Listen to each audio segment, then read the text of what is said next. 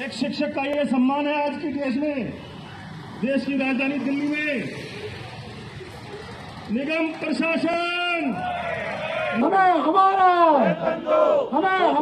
MCD के तमाम शिक्षक फिलहाल जो हैं वो अपने वेतन की डिमांड कर रहे हैं और आप देखेंगे तो आज से जो है कटोरा अभियान शुरू हुआ है। सर, सवाल ये है कि जो हालात बने हैं, आप लोगों को वेतन नहीं मिल रहा है, कटोरा अभियान आप लोगों ने शुरुआत करी है, सभी नेताओं के पास जाएंगे? पूरी दिल्ली में जो लोग हमारी सैलरी के लिए जिम्मेदार हैं उन्हीं के पास जाएंगे, उन्हें जगाएंगे। और पहली बार नहीं जा रहे, पहले भी कई बार हम पहुंचे हैं, बताया है। जो हमारे प्रदेश अध्यक्ष हैं, आजकल वो मेयर थे, उनके टाइम में भी समस्या थी, लेकिन सबसे बड़ा खेल क्या हो रहा है, हमें फुटबॉल बना दिया। आगे निगम का चुनाव है, चुनाव की सामग्री बना के खेल रहे हैं, जबकि कर्मचारी का काम सैलरी मांगना नहीं है, हमारा काम है काम करना। तो ऐसे हालात निगम ने और आपकी सरकार ने, दोनों ने बना दिए। कोई कह रहा भारत सरकार को इतने 1000 करोड़ देना, आपने बाहर देखा होगा बैनर लग रहे हैं कि इतने केजरीवाल दो, क्या कर्मचारी का काम है? अगर एक भी ट्रांसफर दिल्ली में होता है तो एलजी साहब बुला के सबकी खिंचाई कर देते हैं। मुख्यमंत्री और एलजी साहब की लड़ाई होती है, लेकिन इतने बड़े मुद्दे पे जब कई हजार परिवार त्योहार नहीं मना पा रहे, ईद नहीं मना पा रहे, दीपावली नहीं मना पा रहे, और इसके बावजूद किसी के दिल में दर्द नहीं है हमारे प्रति। आप देखेंगे तो फिलहाल ये करीब 9000 शिक्षक हैं इस समय दिल्ली के एमसीडी में कार्यरत हैं और सबकी सब परेशान हैं कि आखिर ये कब तक चलेगा, कब तक ऐसे हालात बने रहेंगे, कब तक जो है वो तनख्वाह नहीं मिलेगी और इन लोगों को कभी मेयर के पास तो कभी दिल्ली के मुख्यमंत्री के पास धक्के खाने पड़ेंगे।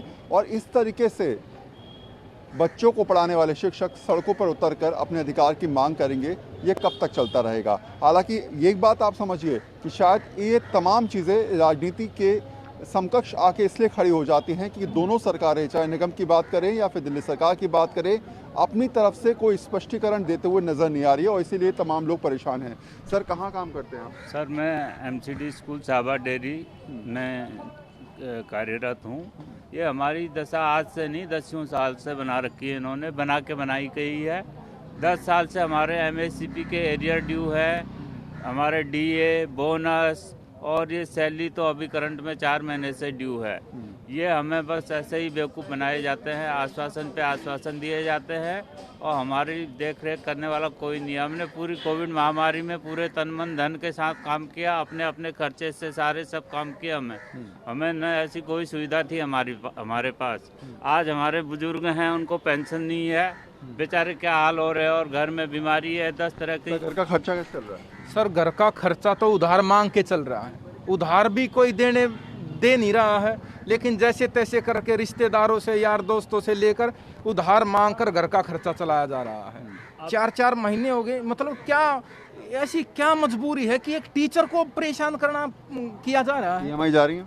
नहीं, कोई ईएमआई नहीं जा रही, सारी की सारी सीज हो चुकी है। बैंक वाले लोन देने के लिए मना कर रहे हैं, क्या करे, भूखे मर रहे हैं। हमारा आप जो है देख सकते हो, खाता बिल्कुल जीरो बैलेंस है, कुछ नहीं जा रहा हमारा, सब भूखे, सब पेंडिंग पड़ी है।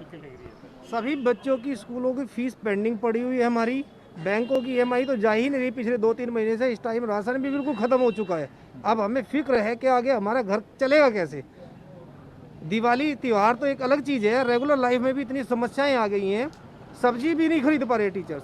मैम, कभी सोचा सरकारी नौकरी में हालात आएंगे? नहीं सर, कभी सोचा था? नहीं, सरकारी नौकरी की फीलिंग ही खत्म हो गई यही है सोच सर। कर की थी कि टाइम से सैलरी मिलेगी, टाइम से सारी सुविधाएं मिलेंगी, लेकिन एमसीडी में आने के बाद सर लगता है कि इससे अच्छा तो प्राइवेट स्कूल में ही थे, कम से कम महीना की महीना सैलरी तो मिलती। ये मानसिक तनाव जो हम झेल रहे हैं, हमारे बच्चे हर एक चीज़ खरीदने को मजबूर है, घर में परेशानी है, मम्मी ये चाहिए, मम्मी वो चाहिए, बेटा पैसे नहीं है, कब तक बोलते रहे बच्चों? क्या घर वाले कहते हैं कि ऐसी नौकरी का फायदा क्या? अब तो कहना शुरू कर दिया है सर। पहले ये लगता था कि गवर्नमेंट है तो चलो सिक्योर है, लेकिन अब घर वाले भी यही कहते हैं, इससे अच्छा कहीं और जॉब कर लेते तो वो बढ़िया था। आप ये समझेंगे इन बातों को सोचकर कि ये परिस्थिति समझाने के लिए काफ़ी है कि किस तरीके से तमाम शिक्षक जो हैं वो पिछले 4 महीने से इस जद्दोजहद में लगे हुए हैं कि शायद सरकारें आकर इनकी सुध लें, लेकिन परिस्थिति आपके सामने है। किस तरीके से लगातार जो हैं ये लोग अपने हाथ में तख्ती लिए हुए अब इस बात की डिमांड कर रहे हैं कि कम से कम ये त्योहारी मौसम में कुछ राहत दी जाए। आपसे झगड़ा छोड़िए सरकार, अब इनके बारे में सोचिए। और लगातार ये लोग ये कहते हुए नजर आ रहे हैं। जी सर, अभी मैंने देखा है स्कूलों में रिमोट कंट्रोल से चलने वाले पंखे लग रहे हैं और काम सारे हो रहे हैं। हम एक आज धरना देंगे, एक सैलरी पे हमको टरका देंगे, फिर अगले महीने के लिए हमें धरना देने की तैयारी करनी पड़ती है। हमारी ऊर्जा सारी खपत, हमारा समाज में कोई मान सम्मान नहीं कर रहा है। दूध वाला हमको देख के मुँह फेर लेता है, दुकानदार जो है वो कहता है आप तो राम राम, जो भी बैंक में जाए वहाँ कहते हैं राम राम जी। कहाँ कोई भी पूछता है निगम कर्मी है तो हमारी मतलब भद पिट रही है सब। चार महीने से तनख्वाह ना मिले तो जिंदगी उधार पे चलनी शुरू हो जाती है। ये स्पष्ट बात है कि 4 महीने से तनख्वाह ना मिले तो शायद उधारी वाली जिंदगी। हमारा हम इस देश के है ना राष्ट्र निर्माता हैं, शिक्षक है ना, देश को बनाता है, और हम ये ना सड़कों पे घूम रहे हैं। पिछले 10 साल से ये हाल हो रहा है एमसीडी का। कभी भी हम हर साल में 2 साल में हमारा ये काम रह गया धरने प्रदर्शन करने का। हमें समय पर सैलरी नहीं मिल पाती है और सत्ता में बैठे हुए लोग हैं ना वो अपने मजे लूट रहे हैं। आखिरी सवाल, अगर आप लोगों की डिमांड नहीं मानी जाती, जो हालात अभी पता नहीं चल पा रहा कि होगा नहीं होगा, तो आप लोगों का अगला एक्शन प्लान क्या है?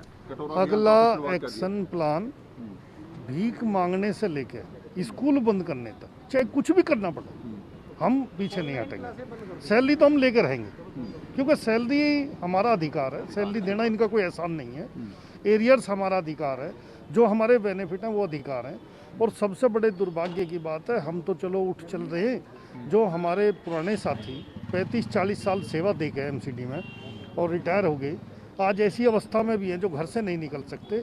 उन्हें 6 महीने से पेंशन नहीं है, अस्पताल में इलाज नहीं है, अस्पताल ने इलाज करने के लिए मना कर दी। तो कभी कल्पना करके सोचो, उन्होंने कभी सोचा होगा कि एमसीडी हमारी ऐसी स्थिति करेगी? तो इस हालात के लिए एमसीडी जिम्मेदार है। ये ब्लेम गेम जो है वो कहीं ना कहीं इन लोगों पर भारी पड़ रहा है। 4 महीने से इंतजार चल रहा है और अब इंतजार कब खत्म होगा किसी को पास कोई जवाब नहीं है। एक और बात मैं आपको समझा दूं कि अभी दिल्ली सरकार की तरफ से या फिर एमसीडी की तरफ से कोई स्पष्टीकरण इसलिए नहीं आ पा रहा है क्योंकि दोनों एक दूसरे के ऊपर डाल रहे हैं। दिल्ली सरकार कह रही है कि हमने पैसा दे दिया है, एमसीडी कह रही है कि हमको पैसा नहीं मिला है, और ऐसे में ये सब पिस कर रह जाते हैं इन आपसी विवाद में। कैमरामैन साहिल के साथ वरुण सिन्हा, न्यूज़ 24 दिल्ली।